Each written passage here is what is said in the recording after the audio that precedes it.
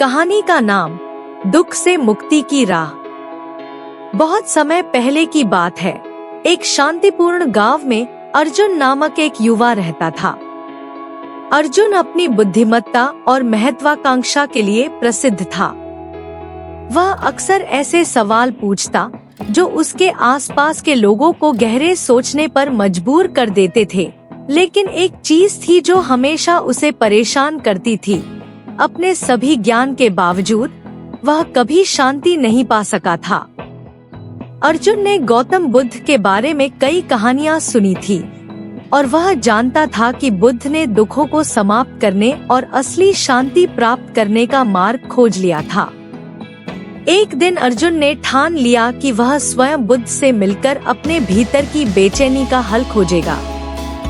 लंबी यात्रा के बाद अर्जुन अंततः एक छोटे से जंगल में पहुंचा, जहां यह कहा जाता था कि गौतम बुद्ध ध्यान में लीन होते थे।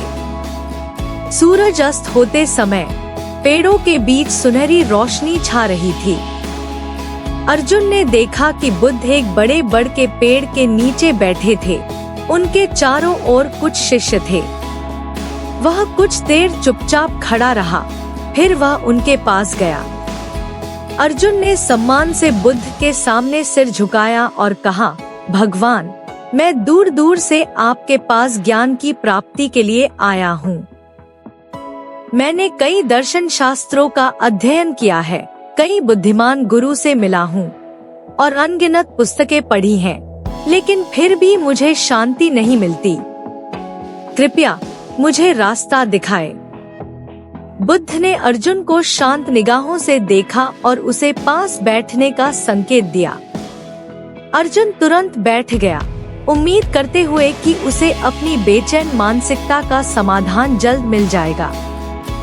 बुद्ध ने शांतिपूर्वक पूछा, मुझे बताओ, तुम्हें सबसे ज्यादा क्या परेशान करता है?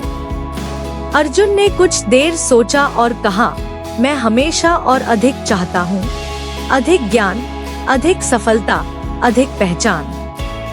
लेकिन जितना मैं प्राप्त करता हूँ, उतना ही मुझे खालीपन महसूस होता है।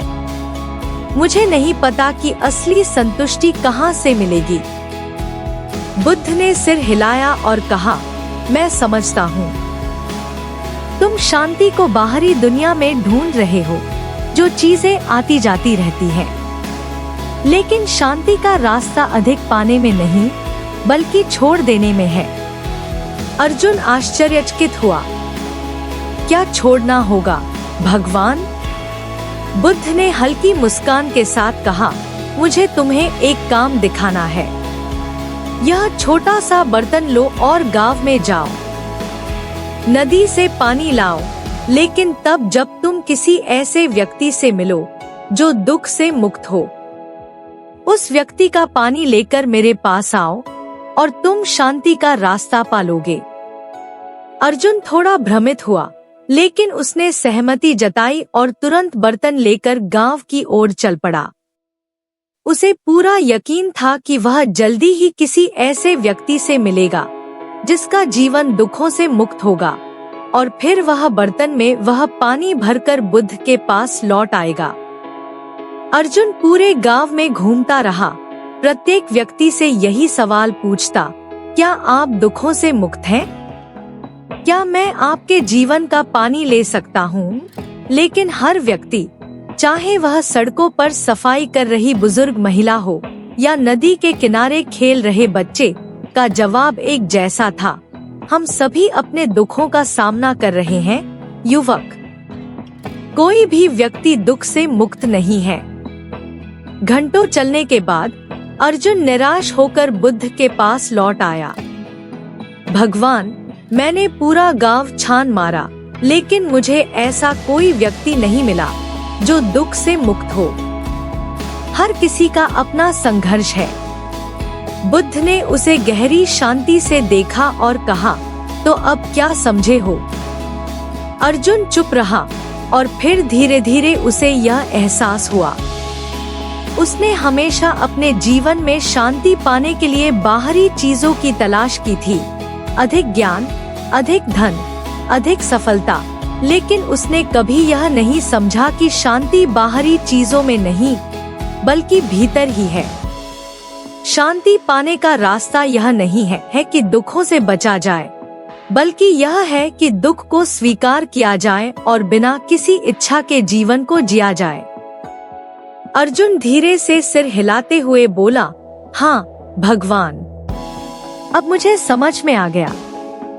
असली शांति बाहरी दुनिया में अधिक पाने में नहीं, बल्कि यह समझने में है कि हर चीज अस्थायी है और शांति तब मिलती है जब हम अपने अतीत और इच्छाओं को छोड़ देते हैं।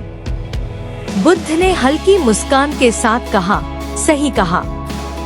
शांति तभी आती है जब तुम अपनी इच्छाओं और अपेक्षाओं से मुक्त हो जाते हो।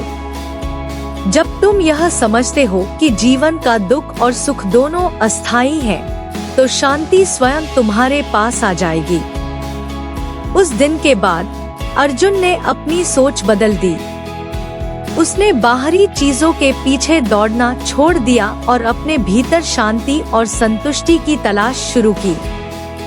धीरे धीरे वह जिस खालीपन को महसूस करता था वह दूर हो गया और उसकी जगह एक गहरी संतुष्टि और शांति ने ले ली। कहानी का संदेश: असली शांति बाहरी चीजों में नहीं, बल्कि भीतर की स्थिति में है। जब हम अपने दुखों और इच्छाओं को स्वीकार करते हैं, तो शांति स्वतः प्राप्त होती है।